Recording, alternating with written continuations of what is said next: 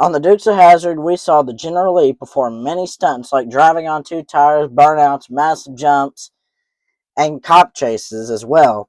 But one thing we never saw the General Lee perform was a wheel stand. But did you know it was actually supposed to occur on the Dukes of Hazzard?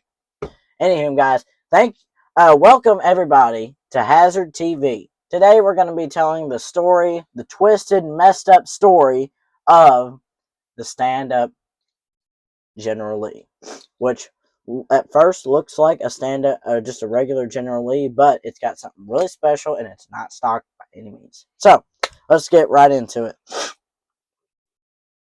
All right. In the 1960s and 70s, there was a TV show called BJ and the Bear, and someone by the name of Rich Sefton worked on cars and trucks on that particular TV show. After a few years of working on that show, Rich and a couple of others got laid off from working on the show, and around the same time, a production for a show called The Dukes of Hazzard was getting moved from Covington, Georgia to Southern California at the Burbank Studios, which later turned into Universal Studios. Rich had no choice but to apply for a job, and he got hired and working on the cars on Dukes. When Rich was working on the Dukes of Hazzard, he needed a place to stay. He moved in with Cam Benty, who at the time was the associate editor at NHRA magazines. Rich and Cam lived together for about 4 years as Rich was working on Dukes of Hazzard. When Rich was working on Dukes, Cam got another job working as the associate editor also at Popular Hot Rodding. The car crew for the Dukes of Hazzard was Dave Grant, I'm sorry if I said that wrong, John Mancini, AJ Thrasher, Mark Lilienthal, and Richard Sefton, and Tom Sarmento, who all worked hard and tirelessly to get the next cars running and ready to go for the next shot. AJ Thrasher was Cam Benty was wanting to build a Z28 Camaro, and he didn't have a place to work on it. And Rich invited Cam to just bring the car over to Rich's house, where he could work on it in Rich's backyard. And at the time, AJ Thrasher would come over and help work on the Z28 Camaro.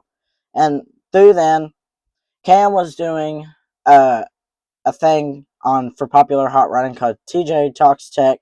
Then they did a little spin-off of that called AJ Talks Tech, which was a little bit more of a funnier version of more serious TJ Talks Tech. And they did all kinds of things on there, which also shows how to change out tires on a General Lee. But if you look in the magazines from back then with AJ Talks Tech, it doesn't say it's a General Lee, but it's a General Lee. You know why? If you look at that picture, it actually has a little bit of a corner of the Confederate flag, and then it also has you can clearly see it's an orange Charger. So, yeah. There was a word around the Burbank Studios at the time, which was just hearsay, obviously at the time, of a General Lee, possibly of doing a wheel stand. Rich immediately remembered about a Charger that they had previously turned down, and he went back to that guy and said, "Hey, I'm actually interested in that car. Let's make a deal." And he bought that car from them. So Rich started working on this car, and he got the idea where to put the engine from a guy named Richard Schroeder, who built a Chevy Nova that was a wheel stander. And the Chevy Nova had the engine in the back seat right here, which also allowed it to appear on a TV show, but also be able to perform that wheel stand that we wish we could have saw. The people who ran Dukes of Hazzard were always looking for bigger and better stunts, and having a General Lee that could do a wheel stand was the perfect thing. The good thing for Rich is whenever he worked on Dukes of Hazzard, he was familiar with the 69 Charger, and also he had a ton of parts at his disposal that he could take home and put on the stand-up. Because The junkyard one had a perfect grill, but it's the passenger side quarter panel wasn't the perfect by any means. So they started working on the car, and then when it was time to show it off, Rich unknowingly set the brakes a little bit too tight, and the car wouldn't pivot. And then the people at Burbank Studios just said, "Yeah, you're done. Get out of here. Get out of here, Dream Boy," or something like that. And then the Dukes of Hazzard unfortunately ended, and we do not have a scene of a General Lee doing a wheel stand, unfortunately. But even though the Dukes of Hazzard was over, it was still very popular.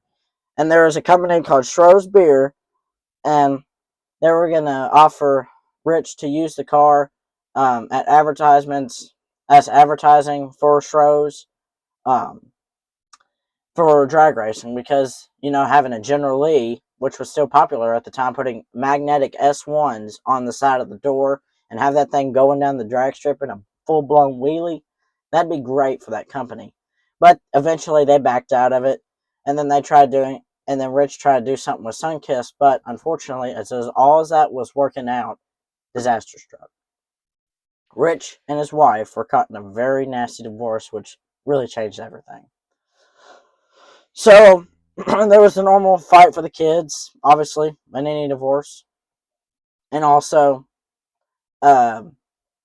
Rich's wife hired the nastiest of nasty lawyers to handle this thing.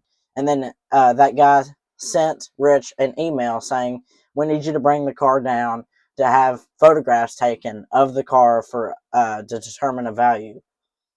When Rich went down there the next day to get his car after he dropped it off the previous day, he went down there, found that it was no longer there, and learned that it was sold for $1,000 for unpaid child support.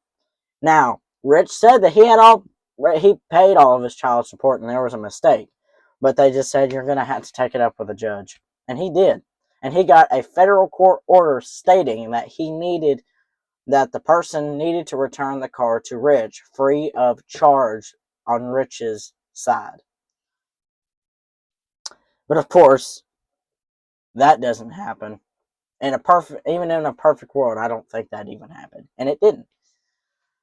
And eventually, he saw a picture of his car for that it was going to be at a Dukes of Hazzard event in Georgia. And he knew, or no, it wasn't in Georgia. I'm sorry. It was not in Georgia. It was in Indianapolis. And he knew where it was going to be, what time it was going to be there. He wasted no time in contacting the Indianapolis State Troopers. They went down there, scooped out the General Lee, and Rich had it back. And now he had his car back, and he made merchandise, and he was taking it to all these shows. And then he tried to take it to a show in Tennessee, and they stole. And then the guy who previously owned it thought the car was stolen from him. And now the Tennessee State Troopers came to where Rich was, scooped up the General Lee, and took it away. Rich never saw the car after that. He tried to retire. He tried to forget about the whole deal. Just tried to move on. But his life and his retirement was cut short when on March 14th, 2007, a day after Rich's birthday, Rich Sefton died unexpectedly due to diabetes, which is sad because he didn't really get to enjoy the car all that much, which I really hate for him. But in 2024, the Volo Museum in Volo, Illinois, found the long-lost stand-up General Lee and is now currently on display in their TV and movie cars collection. The current owner of the stand-up General Lee in this museum is director Brian Grams, who says, and I quote, "It is not my car. It's Rich Sefton's car." Thank you all so much for watching this video of the story of the long-lost stand-up General Lee. This is something that I wanted to put on this channel for a little bit, and I figured right now is the perfect time.